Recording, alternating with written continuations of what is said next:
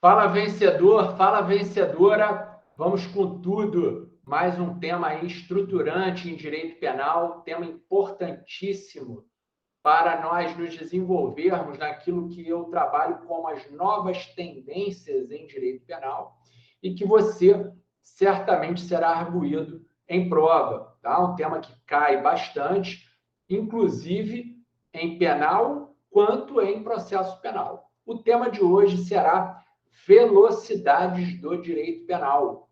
Nós vamos entender o porquê dessa temática ser tão relevante nessa construção dogmática aí da nossa disciplina Direito Penal. Olha lá, o tema velocidade do direito penal, nós temos que construir primeiro uma estrutura conceitual básica para depois nós partirmos para as diferenças existentes entre as velocidades. O tema velocidades do direito penal é uma criação do doutrinador Jesus Maria Silva Sanches, em que o professor Silva Sanches desenvolveu uma perspectiva de estudo exatamente voltada para saber qual é a velocidade que se leva do cometimento de um crime até a sua reprimenda penal, até a sua responsabilização penal.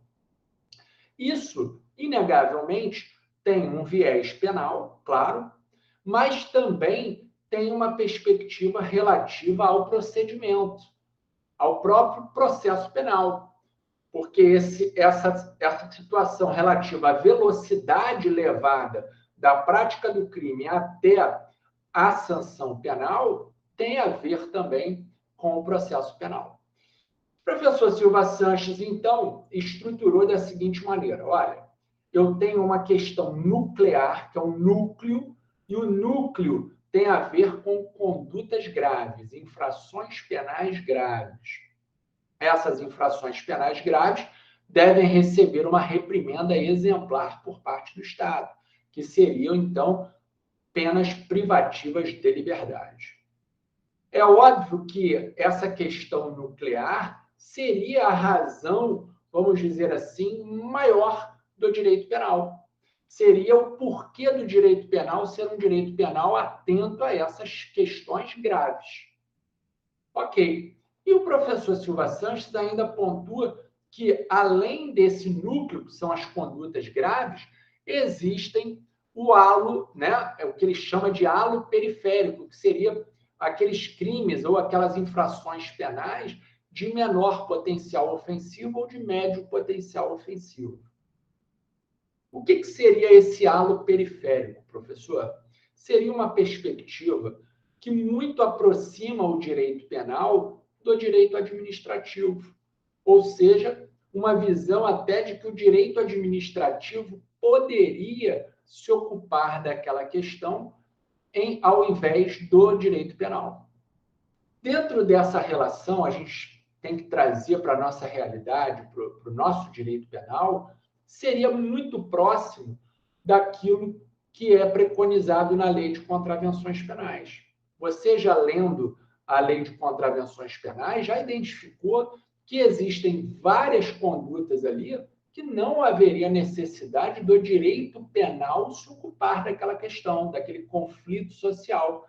Mas o direito administrativo, às vezes, seria muito mais eficaz do que o próprio direito penal. Então, Silva Sanches constrói esses dois vértices, núcleo e o halo periférico, que seriam essas duas subdivisões temáticas no estudo dele. Além disso, a importância do tema é exatamente saber, olha, velocidade do direito penal, eu quero saber qual é a velocidade levada entre a prática delituosa e a reprimenda penal. Ok? Então, uma vez entendido isso, uma vez você já tendo construído isso no seu entendimento, aí sim nós passamos para as diferenças existentes entre as velocidades do direito penal. Vou fazer o compartilhamento de tela para facilitar aí o seu entendimento e você acompanhar. Claro que esse material vai estar na plataforma para você, mas é sempre importante você ter aí o professor pontuando tema a tema. Veja só, meus amigos, então nós estamos no tema velocidades do direito penal. E nós vamos aprender, então, quais são essas velocidades inerentes ao direito penal. O professor Silva Sanches pontua que na obra dele, ele escreveu até a terceira velocidade. Contudo, perspectivas ligadas aí ao neopunitivismo desenvolveram outras velocidades posteriores, com base na obra do professor Silva Sanches. Vamos lá. O que seria, então, um direito penal de primeira velocidade? Observe. O direito penal de primeira velocidade é aquele que se baseia em uma perspectiva relacionada a infrações penais mais graves. Se essas infrações penais são consideradas mais graves, para esse direito penal de primeira velocidade, essas infrações penais mais graves devem receber uma reprimenda de penas privativas de liberdade. E aqui, é claro que você vai lembrar, né? Detenção, reclusão, penas privativas de liberdade. Ok? Então, práticas de infrações penais graves, pena privativa de liberdade. Dentro desse cenário, ele quer saber como que será a velocidade existente entre a prática dessa infração mais grave e a aplicabilidade dessa pena privativa de liberdade. Para esse fim, nós temos que nos apoiar numa visão do processo penal. Em que pese o processo penal ser uma disciplina autônoma, e você sabe disso, o processo penal, inegavelmente, tem uma característica instrumental. O processo é o instrumento pelo qual o direito penal vai se exercitar, o direito penal vai ser aplicado. O direito penal é uma disciplina estática. Está lá. Matar alguém, pena, 6 a 20 anos. Estático. Como é que isso vai ser aplicado? Como é que esse viés de uma prática delituosa, por exemplo, de homicídio, vai ser aplicada? Através de um processo. Então, o processo penal, ele tem a natureza instrumental, ele é um instrumento de aplicação do direito penal. Dentro dessa visão, um direito penal de primeira velocidade é aquele processo, né, de perspectiva entre a prática do crime e a aplicação da pena privativa de liberdade, é um procedimento mais demorado. Olha aqui, ó. É um procedimento mais demorado, e aqui por que ele é mais demorado, professor? Porque ele dá maior atenção aos direitos e garantias fundamentais. Atenção para isso em prova. Direito penal de primeira velocidade, ele dá uma atenção maior aos direitos e garantias fundamentais. Para isso, o processo tem que ser um processo mais lento, um processo mais moroso. E aqui eu abro um parêntese, lembrando da obra do professor Paulo Rangel, doutrinador em processo penal. O professor Paulo Rangel fala o seguinte na obra dele: olha, o processo penal ele não pode ser muito rápido. As pessoas querem velocidade do direito penal e da aplicação desse direito penal dentro do processo penal, mas o processo penal não pode ser muito rápido, porque senão esse processo penal pode estar a serviço de práticas de injustiças. O processo penal deve ser um pouco mais demorado, exatamente para que as questões sejam de fato analisadas. Veja, então, o que nós temos que construir em mente? Direito penal de primeira velocidade. Primeira parte, penas graves privativas de liberdade proporcionais a infrações penais graves. Então, eu tenho infração penal grave e penas graves, penas privativas de liberdade. São as penas mais gravosas que nós temos. Proporção aí. Ok. Mas, para aplicar essa pena privativa de liberdade, eu tenho um processo mais moroso. Eu tenho um processo um pouco mais demorado, porque ele é um processo que respeita, que dá atenção aos direitos e garantias fundamentais. Fixe isso. Guarde isso. Trazendo para a nossa realidade, eu colocaria o procedimento ordinário e o procedimento do tribunal do júri como sendo os procedimentos que atendem essa perspectiva de primeira velocidade. Lembrando, o procedimento ordinário é o mais usual, é o procedimento de crimes com pena superior a 4 anos. Então, ele é o mais usual.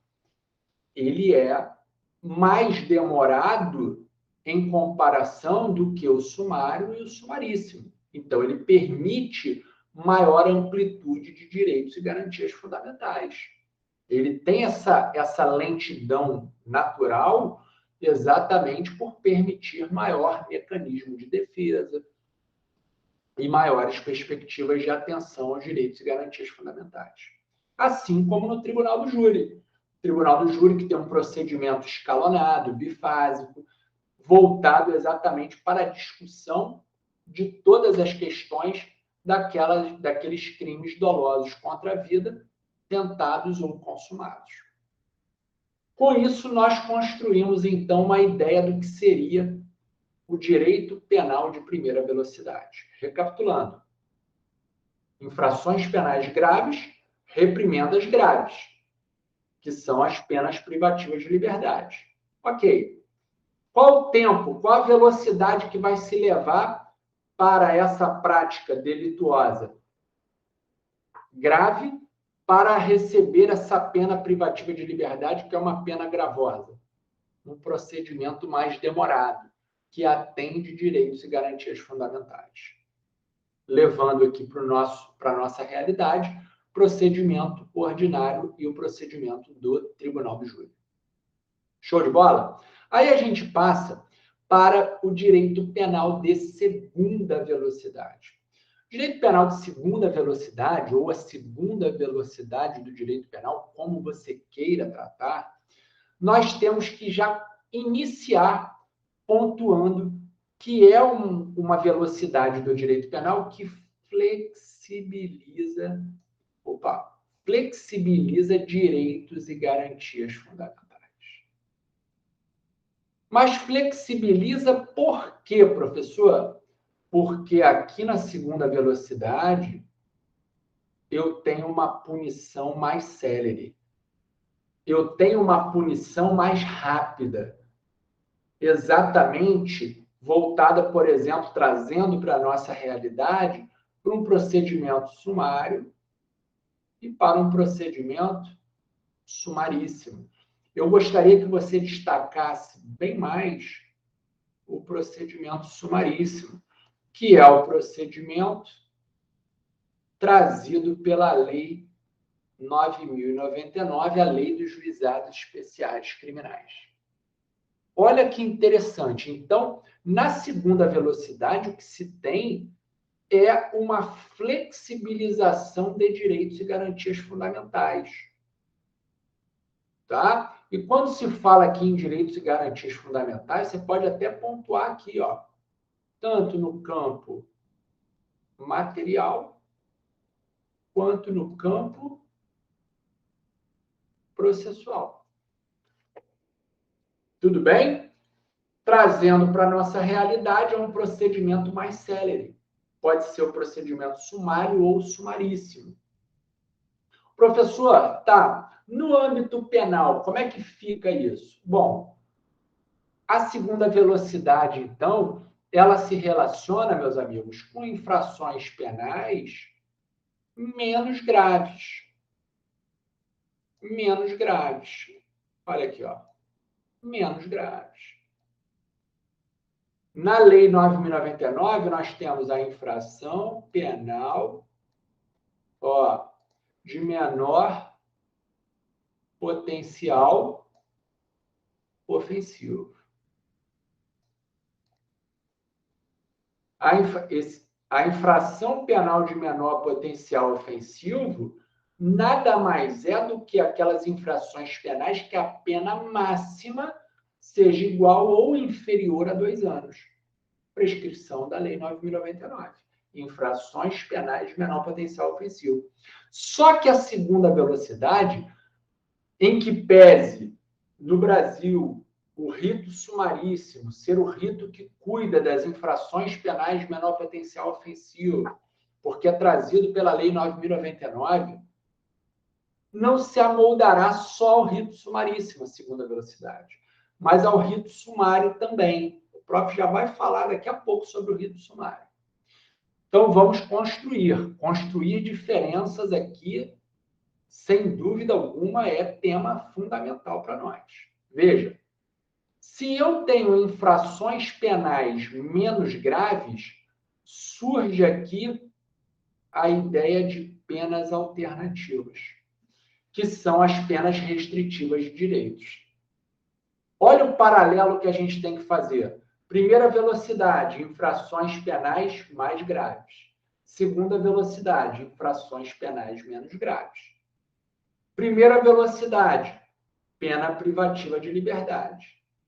Segunda velocidade, penas alternativas, que são as penas restritivas de direitos. No âmbito processual, primeira velocidade, rito mais demorado, atende todos os direitos e garantias fundamentais. Na segunda velocidade, rito mais célere, flexibilização de direitos e garantias fundamentais. Olha o cenário aqui. E aqui eu quero discutir com você o campo da Lei 9.099. Eu quero que você destaque bastante isso aqui.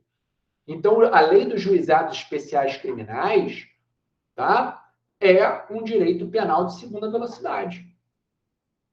Nada mais é do que um direito penal de segunda velocidade. E aí você tem que atentar que, na Lei dos Juizados Especiais Criminais, além do tratamento diferenciado de um rito sumaríssimo, que é um rito que tem princípios próprios, oralidade, informalidade, dentre outros, nós temos, então, uma maior velocidade, aonde se flexibiliza direitos e garantias fundamentais. Por exemplo, a publicidade. Não se permite a citação por edital no rito dos juizados especiais criminais. Então, atenção para isso. Atenção para essas perspectivas. Além disso, na Lei 9.099, nós temos aquelas chamadas medidas despenalizadoras.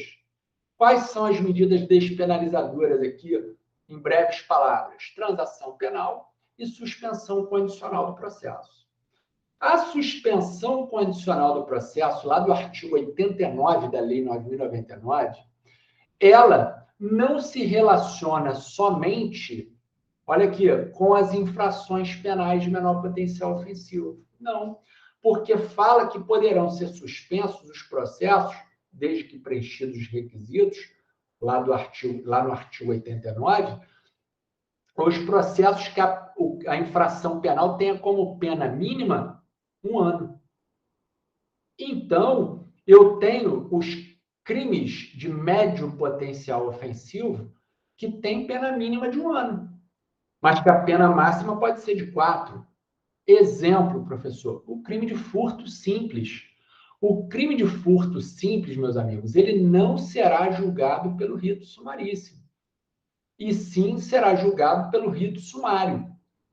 Quando nós temos o julgamento por esse rito sumário, lá no rito sumário, que não é no juizado especial criminal, poderá ser utilizada a suspensão condicional do processo, ou também chamado doutrinariamente de sursi processual. O processo vai ficar suspenso, furto simples, atendidos ali alguns regramentos. Veja, olha a importância de nós definirmos, então, quais são as velocidades do direito penal.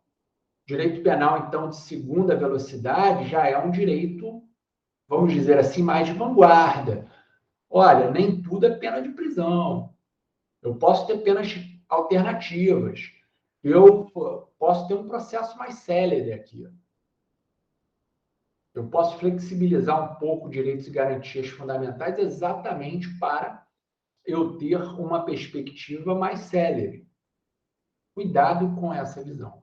Tudo bem? Destaque bastante a importância dos juizados especiais criminais como sendo um direito penal de segunda velocidade. Aí eu passo para um direito penal de terceira velocidade.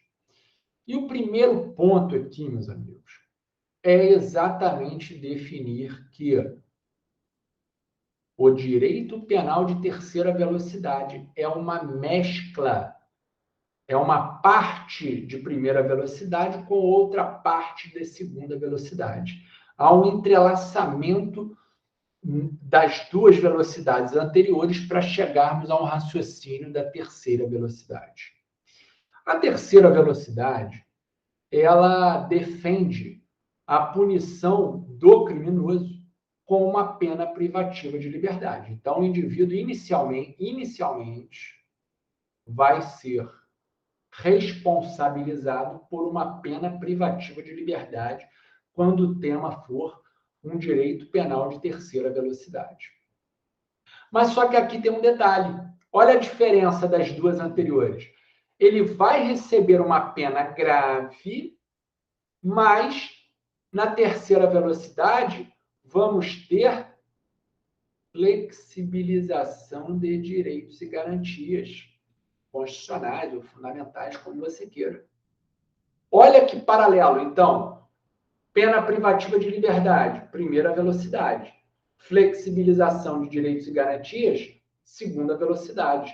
Essa junção, essa mescla, gerou o direito penal de terceira velocidade. E aqui, meus amigos, surge um fator importantíssimo, que é a velocidade aonde está enraizada uma temática lá do funcionalismo sistêmico de Gunther e Jacobs, denominada de Direito Penal do Inimigo, que é a célebre obra do professor Gunther e Jacobs. O que você tem que lembrar? Olha lá. Direito Penal do Inimigo, momento histórico, funcionalismo sistêmico. Já estudou isso comigo. Autor, expoente, Gunther e Jacobs. Tudo bem? Cuidado aqui. Então, por que direito penal do inimigo, professor? Bom, ele quer aplicar uma pena grave, depois nós vamos ver que até vai cair por terra a perspectiva da pena. Quer aplicar uma pena grave e ao mesmo tempo, ter um processo célere, flexibilizando direitos e garantias fundamentais. Espera aí. Opa, então tem que aguçar aqui a discussão e até o senso crítico quando estamos diante de um direito penal de terceira velocidade. Tá? É essa construção que você tem que fazer. A principal característica, moçada, é essa aqui, ó. Flexibilização de direitos e garantias fundamentais. E aí, aonde que surge essa flexibilização? Na segunda velocidade. Em que pese o direito penal do inimigo estar enraizado na terceira velocidade do direito penal, essa ideia de flexibilização de direitos e garantias fundamentais está lá na segunda velocidade.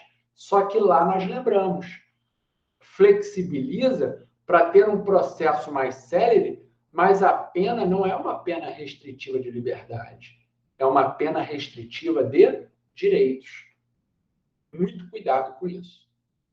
Tá? Atenção para isso. Aqui, na visão do professor Gunther Jacobs, aqui eu trago algumas perspectivas sobre o direito penal do inimigo, o inimigo não pode gozar. Olha aqui, ó. Olha que o inimigo não pode gozar de direitos processuais. Quem é o inimigo? É aquele indivíduo que praticou qualquer conduta delituosa.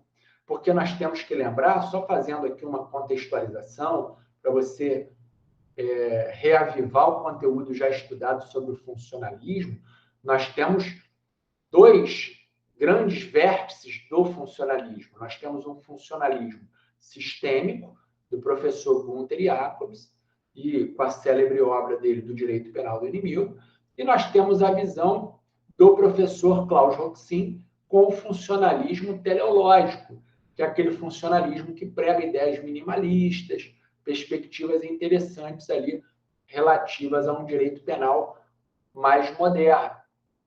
Observe que o funcionalismo sistêmico, você tem que lembrar do nome. Por que ele recebe esse nome? Ele recebe esse nome porque, na visão de Gunther Jacobs, o direito penal tem como função reafirmar a importância do próprio sistema penal. Então, quando eu tenho alguém que é tido como inimigo do sistema penal, ele tem que receber reprimendas fortes para eu reafirmar a importância do direito penal. Olha, o direito penal existe para isso. É para exatamente reprimir qualquer um que venha se rebelar contra o sistema penal. Tudo bem? Atenção para isso. Essa visão é uma visão que você entrelaça temas. Vai lá em funcionalismo, traz para a visão do direito penal do inimigo, que está lá intimamente ligado ao funcionalismo, mas a gente consegue interpretar isso dentro da terceira velocidade do direito penal preconizada pelo professor Silva Sanches. Ok. Esse indivíduo ele é considerado inimigo porque ele representa um grande perigo para a sociedade. Olha aqui, ó. Olha por que ele é inimigo. Porque na visão do funcionalismo sistêmico, ele representa um grande perigo para a sociedade. E aqui, ó, meus amigos, nós temos que discutir alguns pontos importantíssimos de construção acerca da temática do direito penal do inimigo, que tem a ver com a terceira velocidade, para que você interprete. Na temática do direito penal do inimigo e na visão da terceira velocidade do direito penal, nós não teremos mais aquele juízo de culpabilidade. O que é o juízo de culpabilidade? O que é a culpabilidade? Seja, se você adota a corrente tripartite, seja o conceito de um terceiro elemento do conceito analítico de crime, ou seja, um mero pressuposto de aplicação da pena. Mas a culpabilidade se funda, propriamente dito, no juízo de reprovabilidade da conduta. Qual é o juízo que o próprio indivíduo tem acerca daquela reprovabilidade da sua conduta? Muito ligada aí a ideias de freios naturais, né? A pessoa, não vou praticar isso porque isso é errado. Aquele senso de um juízo de culpabilidade. Isso é a culpabilidade propriamente dita. Quando eu trabalho essa perspectiva desse juízo de culpabilidade, você tem que lembrar que o primeiro elemento da culpabilidade, ou o primeiro extrato da culpabilidade, é exatamente a temática da imputabilidade. Aonde ali eu vou discutir se o indivíduo é imputável. Se ele é imputável, o que é imputável? Ele pode receber pena. Se ele é imputável, se ele é semi-imputável, se ele é inimputável. Então, eu vou discutir isso num juízo de culpabilidade. Com essa perspectiva da terceira velocidade e essa correlação com o direito penal do inimigo, eu não tenho esse juízo de culpabilidade mais. Então, não vai ser avaliado aqui se o indivíduo era imputável, se ele não era, como que ele estava ao tempo da ação ou da omissão, ele tinha condição de entender o caráter ilícito do fato. Não está se avaliando mais isso. Tá? Passa-se, então, a ter um juízo de reprovabilidade. Praticou a conduta? Ela já é reprovável, porque ele é um inimigo do sistema. Então, o juízo que passamos a ter nessa terceira velocidade é um juízo de reprovabilidade, não mais um juízo de culpabilidade, como é nos dias atuais. Tudo bem? Em que pese nós verificarmos aqui que nós temos resquícios de terceira velocidade em vários segmentos do nosso direito. Olha só, se eu não tenho essa análise de culpabilidade, em especial, eu quero que você pontue na imputabilidade, se eu não sei se o indivíduo pode ou não receber pena, o cenário da pena também passa a ser desprezível. E aí a tese defende o seguinte: se é reprovável, eu vou aproximar tudo isso de um cenário da medida de segurança. Eu não vou avaliar se ele é imputável, se ele é semi-imputável ou se ele é inimputável. Eu não quero mais essa discussão. Todo mundo vai receber como reprimenda privativa de liberdade algo próximo à medida de segurança. Tá? Olha só a construção, então, ao longo do tempo, aqui em um direito penal de terceira velocidade. Além disso, e aqui é um tema muito interessante, o nosso direito penal hoje, ele é um direito penal retrospectivo. O Estado toma providências de crimes praticados. Ou seja, então o Estado toma providências de fatos pretéritos. A visão é essa. A visão é: o crime foi praticado, inicia-se a persecução penal do Estado. Então, o nosso direito penal é um direito penal retrospectivo.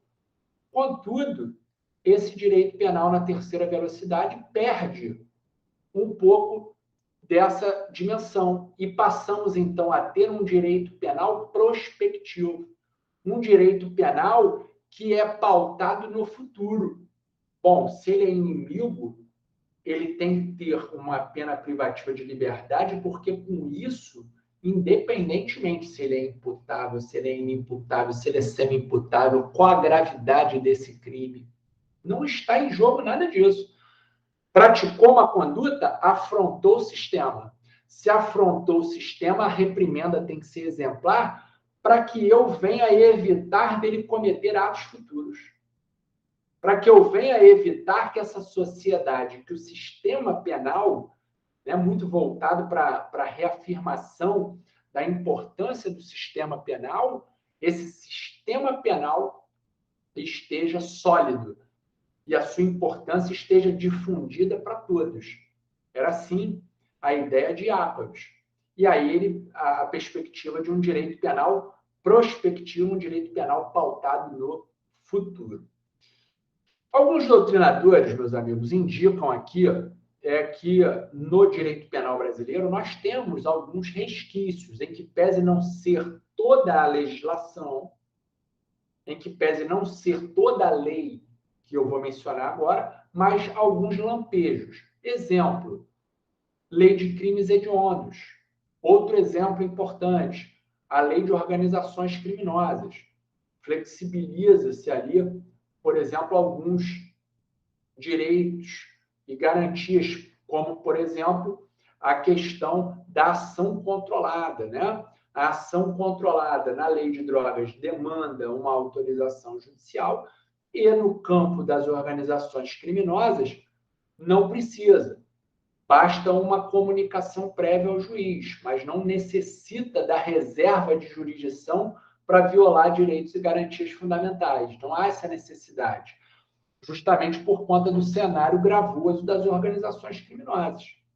Então, alguns aí advogam e defendem que isso seria um resquício aí de um direito penal de terceira velocidade. Assim como lá na lei de crimes hediondos, e aqui muito mais notório, a redação original da lei de crimes hediondos preconizava que, uma vez praticado um crime hediondo, o indivíduo deveria cumprir a pena em regime integralmente fechado. Depois foi declarado inconstitucional pelo STF, posteriormente teve mudança legislativa, então a redação hoje é de que o indivíduo que pratica um crime hediondo deverá iniciar a pena em regime fechado. Então, o cumprimento da pena será em regime inicialmente fechado e não mais integralmente fechado. Observe, quando eu coloco um regime integralmente fechado, eu estou pensando na seguinte visão. Bom, se ele progredir, ele vai voltar a delinquir. Direito penal prospectivo. Tudo bem? Por isso aqui, algumas visões que alguns doutrinadores defendem relativo a essa perspectiva da lei de crimes hediondos e da lei de organizações criminosas como resquícios de terceira velocidade. Contudo, não é toda a lei. Não é toda a lei, mas há essa difusão de boa parte da doutrina aí. Uma outra temática dentro de velocidades e dentro do especial da terceira velocidade, que é a mescla entre a primeira e a segunda velocidade, está, por exemplo, na punição dos atos preparatórios. E aqui a punição, eu falo punição idêntica à do crime já executado e consumado. Tá? Muito cuidado com isso. O direito penal do inimigo aqui entende da punição do ato preparatório como uma visão de reafirmação do sistema. Nós temos uma indicação legal de responsabilidade penal do ato preparatório lá na lei de terrorismo, onde o ato preparatório de um ato terrorista já é responsabilizado penalmente, com pena aí discutida de forma igual a um crime praticado. Tudo bem? Então, a responsabilização do ato preparatório é, sim, uma perspectiva de terceira velocidade. Aí eu passo... Então, veja, vamos dar um parêntese aqui. Vamos lá. Até a terceira velocidade, obra do professor Silva Sanches. O direito é mutante e o direito penal está em franca evolução também. O neopunitivismo construiu uma perspectiva de um direito penal de quarta velocidade.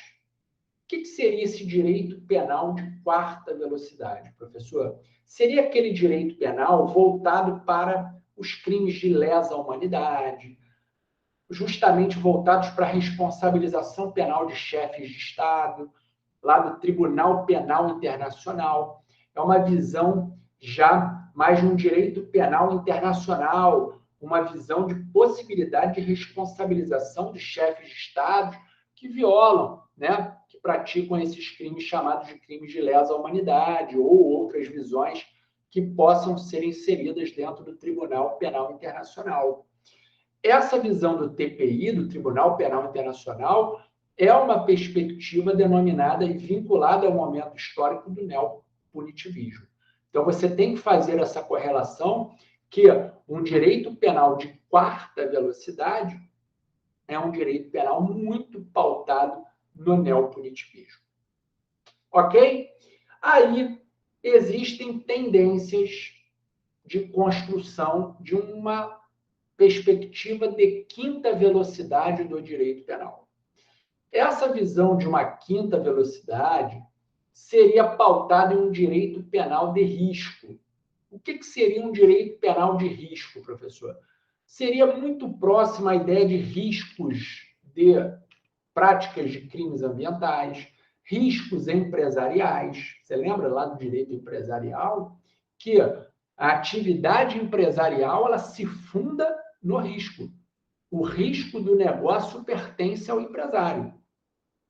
Então, essa visão de trabalhar o risco como sendo uma perspectiva de repercussão no âmbito penal é, sim, uma tendência moderna, principalmente para questões relacionadas a grandes tragédias, como, por exemplo, nós verificamos em Mariana, recentemente nós tivemos em Brumadinho, né, questões que poderiam caracterizar um acidente. Isso foi um acidente.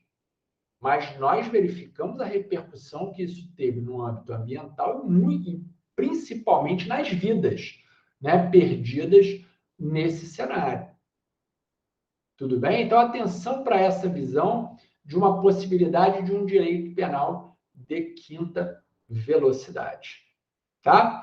Então, essas são as velocidades do direito penal. Vamos só fazer uma revisão rápida para nós estruturarmos e depois passarmos para a realização das questões. Nós vamos fazer algumas questões sobre esse tema. Olha só. Primeira velocidade. Infrações graves, penas privativas de liberdade. Processo mais demorado, porque é um processo que atende direitos e garantias fundamentais, trazendo para o nosso direito rito ordinário e tribunal do júri. Segunda velocidade, flexibiliza direitos e garantias fundamentais, rito mais célere, penas alternativas, infrações penais menos graves. Ok. Lembrando da importância dos ritos aqui, a aplicação do rito sumário, em especial na suspensão condicional do processo, que pode, e, em especial, o rito sumaríssimo da Lei 9.099, que trabalha a visão do que é uma infração penal de menor potencial ofensivo, além de trazer institutos despenalizadores, como transação penal e suspensão condicional do processo. Aí, nós passamos para uma terceira velocidade, mescla dos dois anteriores. Preconiza uma pena privativa de liberdade, contudo, quer que se flexibilize direitos e garantias fundamentais. Olha aí a junção de uma primeira velocidade com a segunda velocidade. Com isso, surge a perspectiva do direito penal do inimigo de Gunther e Jacobs, lá do funcionalismo sistêmico. Funcionalismo sistêmico de Jacobs, presente aqui na terceira velocidade, onde trata aquele que praticou uma infração penal como inimigo do sistema penal. Porque, volto a frisar, o funcionalismo sistêmico se baseará na visão de que o indivíduo que pratica essa conduta ele é um inimigo do Estado, deve ser gravemente repreendido para reafirmarmos a importância do sistema penal. Legal. Ele, em tese, na visão de Jacobs, ele seria um grande perigo para a sociedade. Lembrando que, nesse momento histórico, nós temos uma construção de que não atenderemos mais um juízo de culpabilidade, sim um juízo de reprovabilidade, não interessando se é imputável, inimputável, semi-imputável, não é isso que importa nesse momento histórico. Consequentemente, se não tem essa visão de inimputável ou imputável, não se pode aplicar pena. Então, vamos colocar todo mundo dentro de um contexto próximo à medida de segurança. O direito penal se funda numa visão não mais retrospectiva. Prática do ato, aí a persecução penal toma ciência e vai em busca de investigar, de processar aquele fato já praticado. Não, vamos pensar num direito penal prospectivo para o futuro. Silva Sanches, então, pontua até a terceira velocidade, que ainda tem a punição dos atos preparatórios como sendo um dos fundamentos importantes aí da terceira velocidade. Por fim, a quarta velocidade, permitindo punições de chefes de Estado, né, por crimes aí considerados de lesa humanidade pelo Tribunal Penal Internacional, muito ligado ao momento histórico do neopunitivismo. E em quinta velocidade seria a velocidade baseada em um direito penal de risco. Aquilo que poderia configurar um acidente passaria a ter a possibilidade de uma responsabilização penal, como em grandes tragédias como Mariana e Brumadinho. Meus amigos, com isso eu espero que você tenha construído a relevância desse tema, tenha feito aí suas anotações, e agora nós vamos para a realização das questões, para nós sedimentarmos aí esse conteúdo estudado. Vamos lá. Vamos às questões, então. Questões objetivas, num primeiro momento. Prova de juiz do Mato Grosso do Sul, no tema velocidade do direito penal. Vamos lá. Marque a alternativa correta sobre as teorias das velocidades do direito penal. A. A teoria da primeira velocidade do direito penal é ligada à ideia do direito penal do inimigo. Olha aqui, ó. É isso? Primeira velocidade é ligada ao direito penal do inimigo? Olha o erro aqui, ó. Tá? Não é. Quem liga ao direito penal do inimigo é a terceira velocidade. Vamos lá. B. A teoria da segunda velocidade do direito penal é ligada à ideia do direito penal do inimigo? Não. Veja, a flexibilização dos direitos e garantias fundamentais, que é um dos balizares do direito penal do inimigo, surge na segunda velocidade, mas não é lá que está o direito penal do inimigo alocado. O direito penal do inimigo vai estar na terceira velocidade. C.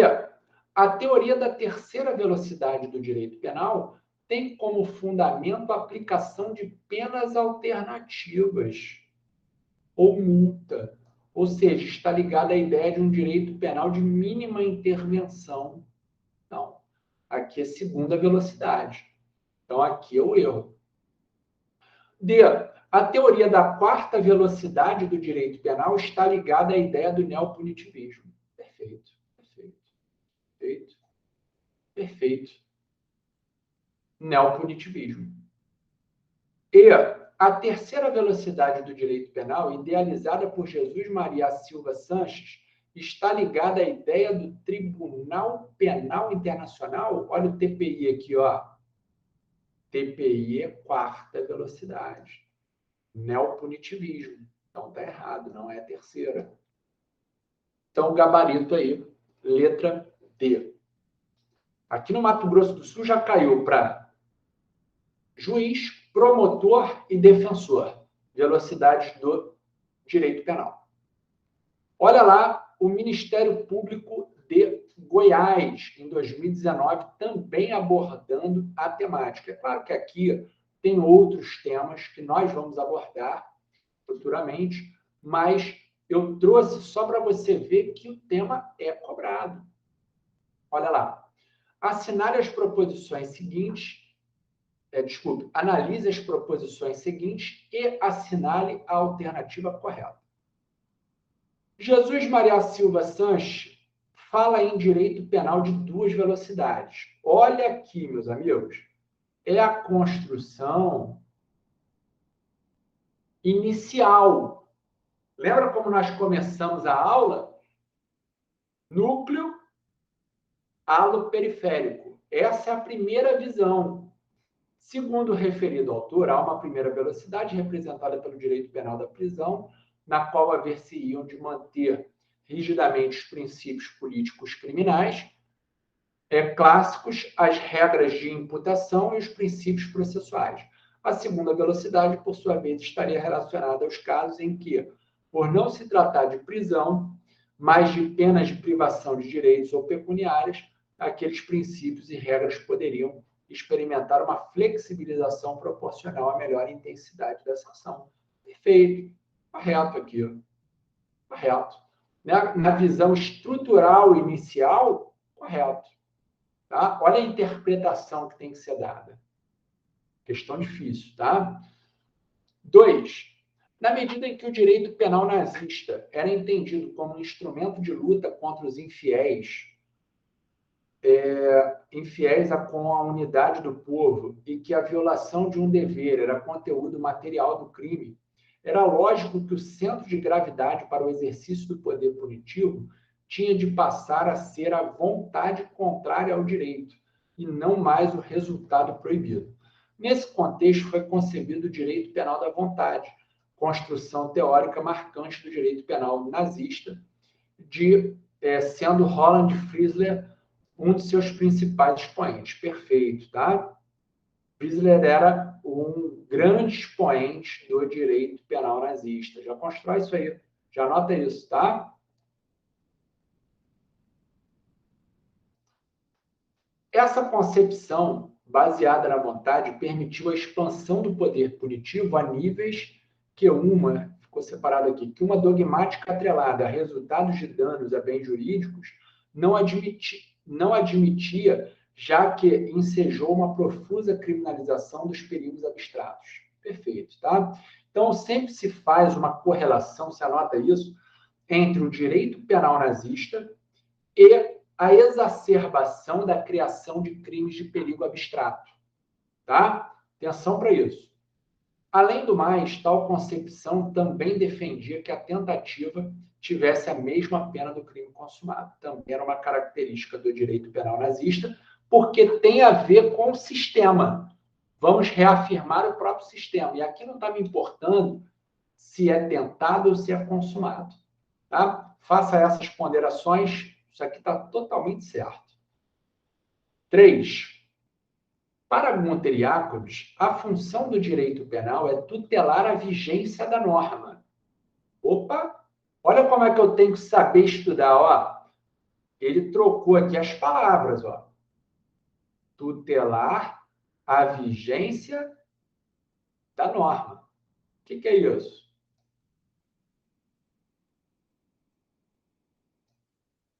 Sistema.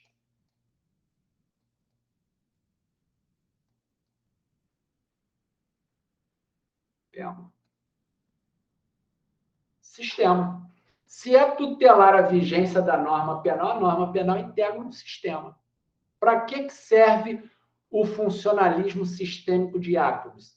Para reafirmar que a função do direito penal é assegurar o próprio sistema, a própria vigência da norma.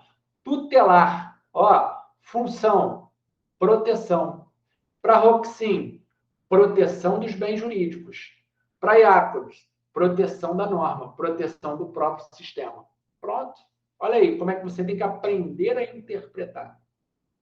Quando o infrator comete um crime, ele rompe com as expectativas do sistema, da norma. A pena, assim, tem como função restabelecer a vigência da norma e demonstrar para a sociedade que ela pode seguir confiando no sistema normativo. Chama-se a estabilização das expectativas normativas. Perfeito. Perfeito. Corretíssimo. Winfried Hasmer, da chamada Escola Penal de Frankfurt, observa que o direito penal moderno, procurando minimizar a insegurança oriunda de uma sociedade de riscos, tem se tornado um instrumento em busca do controle dos grandes problemas da sociedade atual, como a proteção do meio ambiente, da saúde pública, da ordem econômica, dentre outros. Assim, com o intuito de frear essa tendência da expansão do direito penal, aqui abre um parênteses, é o tema espiritualização do direito penal, é o direito penal indo para bens jurídicos, se ocupando de bens jurídicos, como meio ambiente, como relações de consumo, que outros ramos do direito poderiam se ocupar. Essa é a visão de Hasmer da Escola de Frankfurt, tá? Isso caiu na prova de delegado de polícia do Rio de Janeiro, já caiu em provas do Ministério Público também, na prova discursiva. Tá? O que seria a espiritualização dos bens jurídicos? A espiritualização dos bens jurídicos tem a ver com essa expansão, essa capilarização do direito penal. Tem direito penal para tudo, Estatuto do Torcedor. Vamos ser honestos, qual é a relevância do Estatuto do Torcedor, não no âmbito de proteção do torcedor, algo do gênero, mas no campo penal? Não, vejo muito pouca a relevância do Estatuto do Torcedor no âmbito penal. E é isso que a Escola de Frankfurt, com Hasmer, destacava. E aí ele cria, entre o direito penal e o direito administrativo, um outro direito, que é o chamado direito de intervenção. Nem tão gravoso quanto o direito penal, nem tão brando quanto o direito administrativo. Vamos continuar. Olha lá.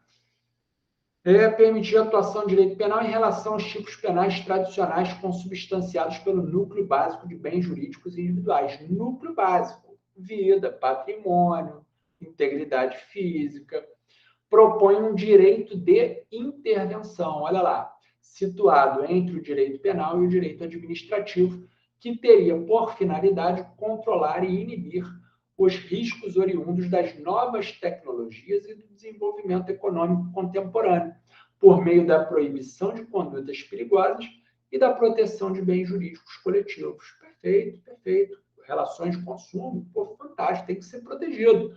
Mas o direito penal coloca lá uma pena de infração penal de menor potencial ofensivo. Será que é isso? Então, a visão de Hassmer aqui ela é importante. Direito penal de intervenção, aqui, esse direito de intervenção, segundo Hassmer, poderia contar com garantias e formalidades mais flexíveis e menos exigentes, mas também seria provido com sanções menos intensas contra o indivíduo. Correto. Tá? Então, todas aqui estão corretas. 1, 2, 3, então a letra A aqui.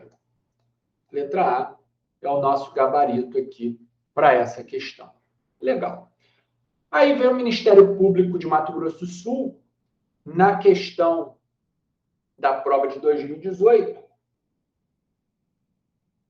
prova de promotor de justiça, pontuando o tema velocidade do direito penal. Olha lá. Assinale a alternativa correta. O denominado direito penal do inimigo, que tem como expoente Gunther Jacobs, pode ser... Até aqui está certo? Até aqui está certo? Sim ou não? Corretíssimo. Pode ser entendido como um direito penal de segunda velocidade? Não, não. Tem nada a ver. B. A terceira velocidade do direito penal, ligada à ideia de aplicação de penas alternativas na terceira? Não, a terceira preconiza penas privativas de liberdade no primeiro momento e depois aquela correlação de aproximação com as medidas de segurança. Não. C. A quarta velocidade do direito penal refere-se ao neopunitivismo, abrangendo aquelas pessoas que violaram tratados e convenções internacionais de direitos humanos, ostentando a condições de chefe de Estado, devendo sofrer a incidência de normas internacionais. Perfeito. Quarta velocidade, olha você. Neopunitivismo.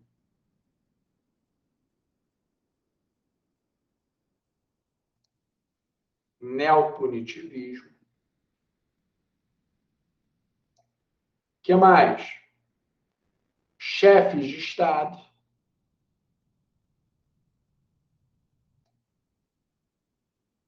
Violação de tratados e convenções internacionais, ele só não inseriu aqui o Tribunal Penal Internacional.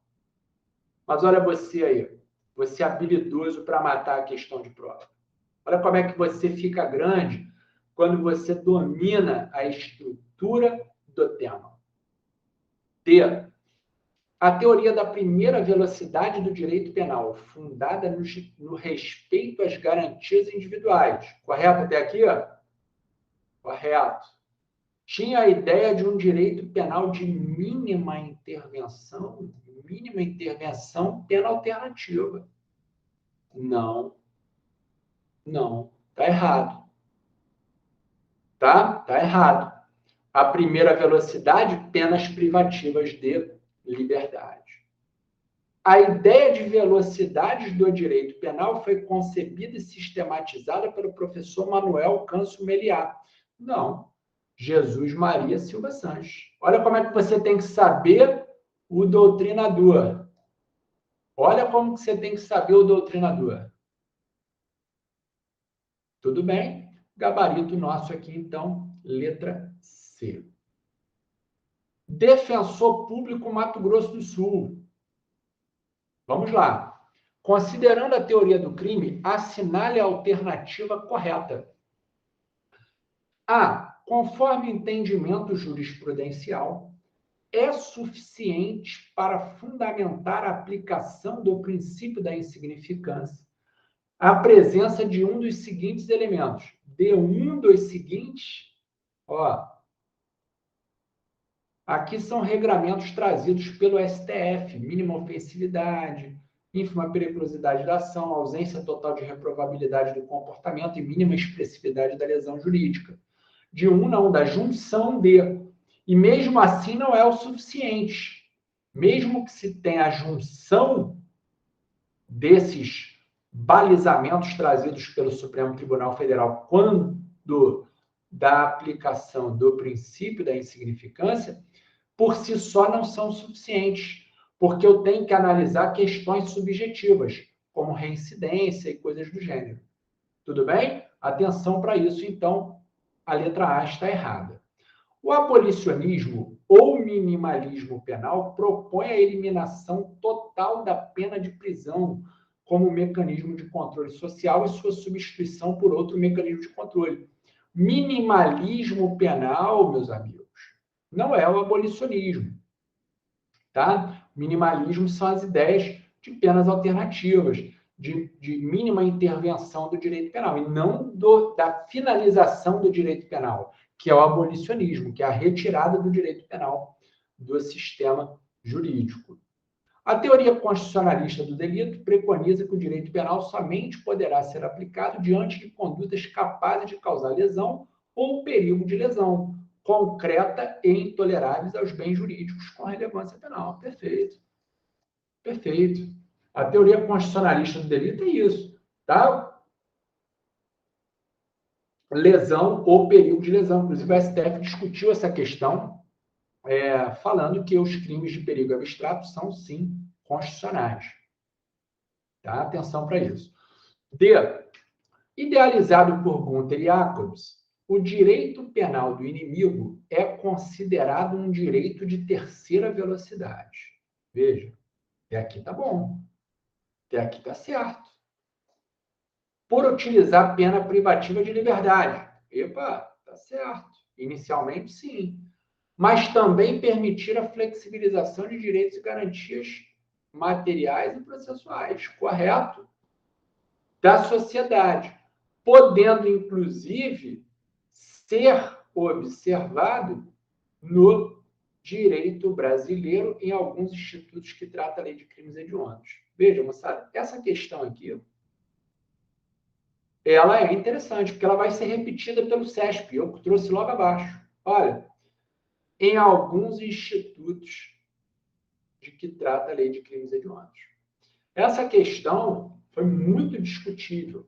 Deram o gabarito como C, foi discutida, porque essa narrativa aqui da D, em tese, na minha visão, estaria correta. Você vai ver que o CESP, logo em uma outra questão, pontua muito similarmente a essa letra D, e a gente vai interpretar aqui, e vai dar como correta. Olha aqui, ó.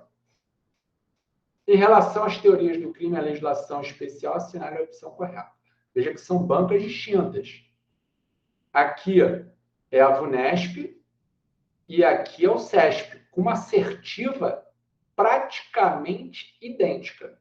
Veja, em relação às teorias do crime e à legislação especial, assinale a opção correta. A. Conforme entendimento jurisprudencial, é suficiente, olha lá aquela questão que a gente acabou de fazer, é suficiente para fundamentar a aplicação do direito penal mínimo, moçada.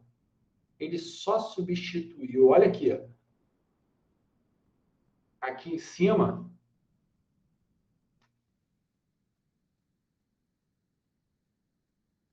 não é aqui,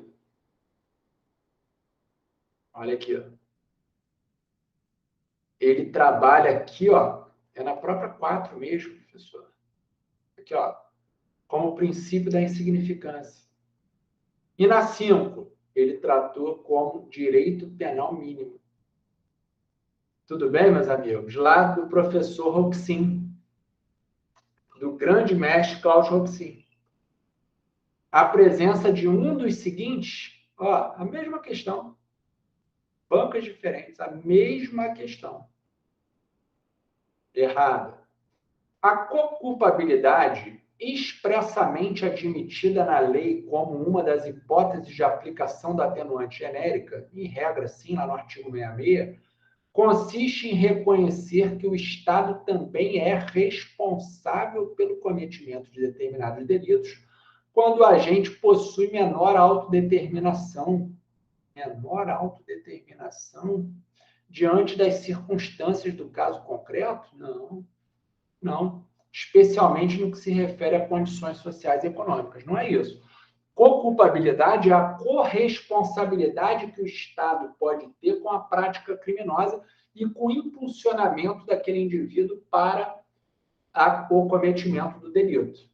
Então, quando o Estado não adentra uma comunidade com saneamento básico, com educação, com oportunidade, em regra, há uma tese defendida de que haveria uma corresponsabilidade penal do Estado tendo que atenuar essa pena daquele indivíduo que, por ser um indivíduo frágil socialmente e economicamente, ele foi impulsionado ao cometimento do crime. Aquela ideia do meio, né? O meio faz o indivíduo, ou pode empurrar, eu não acredito muito nisso, mas o meio pode sim impulsionar, isso é fato, o indivíduo para a prática delituosa. Isso aqui, tá, é uma definição doutrinária. E, sem dúvida alguma, tem descrito como uma atenuante genérica. Porém, o indivíduo ele não tem uma menor determinação. Ele não possui uma menor autodeterminação. Não é essa a questão. Tá? E sim, o Estado falhou, então o Estado, em tese, teria que diminuir essa pena atenuando com uma atenuante genérica. A redação um pouco truncada, mas aqui o erro estaria exatamente nesse cenário aqui.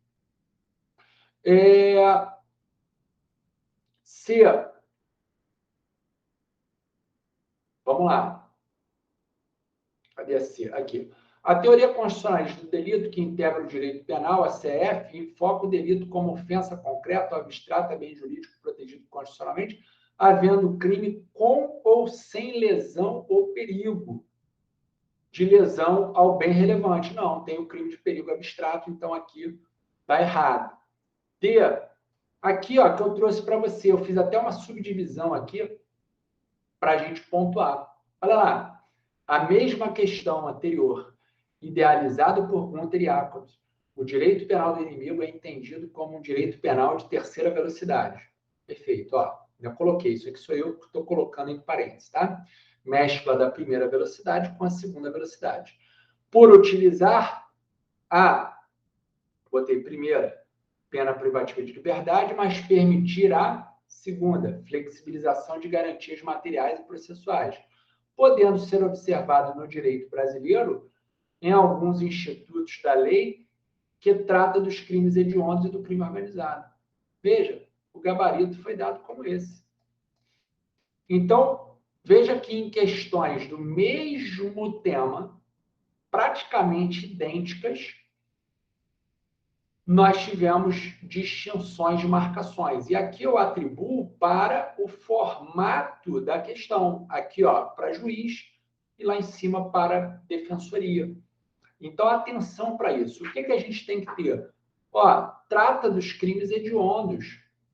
Alguns temas. Olha aqui, ó. Em alguns institutos, isso aqui foi determinante. Porque a gente não pode falar que toda a lei de crimes hediondos é um direito penal do inimigo. Mas ela tem uma raiz forte no direito penal do inimigo. Eu já mencionei até o artigo lá que fala do cumprimento da pena em regime integralmente fechado na redação inicial. Então, mencionei também durante a nossa abordagem a perspectiva relativa ao crime organizado. Então, cuidado aqui, tá? Com relação a essa temática, o gabarito aqui seria esse, vamos ver a letra E aqui. Abolicionismo ou minimalismo, de novo, ó, minimalismo não é abolicionismo. O professor Cláudio Roxin é minimalista, mas não é abolicionista. Prega a eliminação total do ordenamento jurídico penal, da pena de prisão como meio de controle social formal e sua substituição por outro mecanismo de controle. Não é isso, tá? Tudo bem? Tudo bem, meus amigos? Show de bola. Vamos agora verificar como foi a abordagem do examinador na prova de delegado de polícia do Estado do Espírito Santo. Na última prova de 2019, na segunda fase, em que o examinador abordou essa temática. E o prof. Alerta você, minha obrigação está aqui com você sempre ao seu lado, né, para definir e indicar a você, cuidado, o tema velocidade de direito penal, ele se relaciona tanto com o direito penal quanto com o processo penal. Atenção para isso. Olha lá o que fala o examinador do Instituto Acesso na prova discursiva da segunda fase de delegado de polícia do Espírito Santo. Questão de processo penal. Olha aqui, ó, olha onde ele abordou. Em processo penal, meus amigos. Tudo bem? Ele aborda em processo penal. No âmbito dos juizados especiais criminais, já grifa, né? Já grifa. Responda de forma fundamentada. Levando em consideração a já consagrada classificação das velocidades do direito penal, que leva em consideração o tempo que o Estado leva para punir o infrator, em qual dessas velocidades se situa o rito dos juizados especiais criminais? Olha só, se o meu aluno ele errar uma questão dessa, sinceramente falando, eu finjo que eu não conheço. Sério, professor? Sério? Sério. Olha a correlação que o examinador já fez aqui. Aí depois ele ainda continua a questão. Quais são as hipóteses de modificação da competência dos juizados especiais criminais previstas na Lei 9.099? Relacione-as com os princípios informadores dos juizados, né? Vamos lá? Vamos para o padrão de resposta? Ele já definiu para nós o que é velocidade do direito penal. Ele já disse que é o tempo que o Estado leva para punir o infrator, né, da prática do crime até a punição. Olha se você não tem a parte conceitual, como é que você já fica patinando.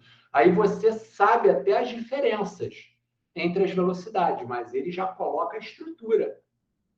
Vem, olha o padrão de resposta. A noção de velocidade do direito penal foi idealizada por... Ó, o doutrinador. Não colocou o doutrinador, ele já tira ponto. Professor, mas não cai doutrina para delegado de polícia. Tem uma fórmula mágica aí de lei seca, jurisprudência e alguns conteúdos básicos, né? E fazer questões. Amigo, olha aí, você tem que saber que é Jesus Maria Silva Santos, o doutrinador responsável pela temática velocidade do direito penal, levando em consideração o tempo que o Estado leva para punir o autor de uma infração penal conjugada com a sua gravidade. Olha aquela parte estrutural, núcleo, halo periférico, gravidades, qual é o tempo que se leva. Olha aí a estrutura. Esse é o padrão de resposta dado pela banca. Veja, os juizados especiais criminais situam-se na segunda velocidade, uma vez que buscam e impossibilitam um procedimento mais célere. Tal procedimento flexibiliza e torna menos rígido o rol de garantias fundamentais do processo, tendo em contrapartida um amplo espectro de possibilidades de sanções não privativas de liberdade. São as chamadas penas alternativas. Olha aqui, ó. Tá? Além de institutos despenalizadores ou despenalizados, que seria aí transação penal e suspensão condicional do processo. Aí ele passa para a segunda temática, que tem a ver com a modificação de competência no rito dos juizados especiais criminais. Era uma questão híbrida, né? Aí ele já coloca a primeira hipótese de modificação de competência, vai se encontrar lá no artigo 66, porque na lei dos juizados especiais não se permite, em razão da celeridade da economia processual, citação por edital. Não se permite. Quando o réu não for encontrado para ser citado pessoalmente, não poderá ser citado por edital. Nesse sentido, sai o processo lá do rito sumaríssimo dos juizados especiais criminais e vai para a vara criminal comum. Depois, como consequência, olha lá, ao invés de citar por edital, o que o juiz faz? Ele encaminha as peças ao juízo comum. Olha lá, para a adoção do procedimento previsto em lei. A segunda hipótese liga-se à complexidade, trazida lá no artigo 77. Quando tem complexidade, tem muitos laudos, precisa ter laudo complementar.